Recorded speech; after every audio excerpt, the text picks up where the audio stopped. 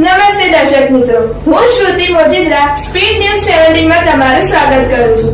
તો જોઈએ આજના મુખ્ય સમાચાર. કાંકરેજ તાલુકાના તાલુકા મથક શિહોરી ગ્રામ પંચાયતમાં ગ્રામ સભાનું આયોજન કરવામાં આવ્યું. શિહોરી ગ્રામ પંચાયત સરપંચ શાંતુભા ડાભીના અધ્યક્ષ સ્થાને ગ્રામ સભાનું આયોજન કરવામાં આવ્યું હતું.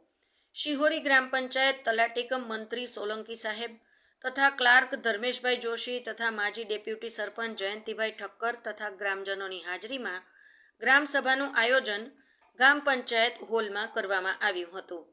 શિહોરી ગ્રામ પંચાયત દ્વારા શું કામ કરવામાં આવ્યું તેની પણ સરપંચશ્રીએ લોકોની હાજરીમાં જણાવ્યું હતું. અહેવાલ ઇન્દ્રસિંહ વાઘેલા, શિહોરી, કાંકરેજ, ઉત્તર ગુજરાત બ્યુરો ચીફ.